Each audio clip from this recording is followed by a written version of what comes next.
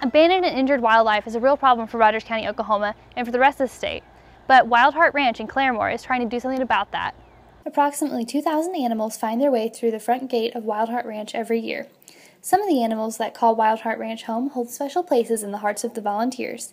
These animals are unique because they are permanent residents of the Wild Heart Ranch facility. Volunteer Terry Robinson says, unfortunately, these animals are unable to be rehabilitated and released because of various medical conditions, making it impossible for them to live on their own. When an animal normally is brought in for rehabilitation, the staff cannot bond with them because it will cause problems for animals after they are released. Staff and volunteers are able to bond with the permanent residents, however, because they are unable to be released. Smoochie was one of our fawns from last year, and she was born with a genetic condition and is unable to be released. So she is going to hopefully take care of some of our fawns in the future as a foster mom, teach them all the skills that they need to know to be, starting out their new life. Smoochie isn't the only resident that staff and volunteers have gotten attached to. Bob is our resident bobcat. He was brought in, I think, 11 or 12 years ago. He was illegally obtained by somebody and declawed and neutered. And then when the guy got in trouble with the law, he dumped Bob out into the wild.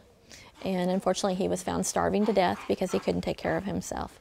So Animal Control brought him to us, and we have an exemption for him to keep him. Bob's best friend is also pretty popular around the Wild Heart Ranch office. Meet Otis. And Otis is his best friend, so he and Otis were raised together. He was born without a palate and brought to Wild Heart Ranch as a puppy, where he and Bob proved that not all dogs hate cats, at least not bobcats.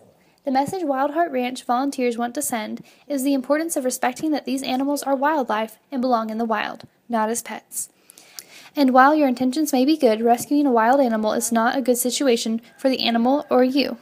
You can't just find an animal and keep it and try to care. No matter how good your intentions are, people are not equipped to properly take care of them, so they need to go to a licensed rehabber. If you do find an animal that needs attention, Robinson suggests calling your game warden and getting in contact with a rehabilitation center like Wild Heart Ranch. Never try to feed or water an animal on your own, especially from information you may have gathered online. And it's heartbreaking to be handed an animal that's almost dead because somebody else who didn't know what they were doing took it, thought, oh, how cute, I want to help it, and they're giving it the wrong food. And then we lose an animal that we could have saved. For more information about Wild Heart Ranch or to find out how you can help, go to their website at wildheartranch.org, like their Facebook page, or check out their donation wish list on Amazon. For Osage TV, I'm Samantha Morgan. They don't really scratch you when you feed them. They like to open their mouth and hiss at you.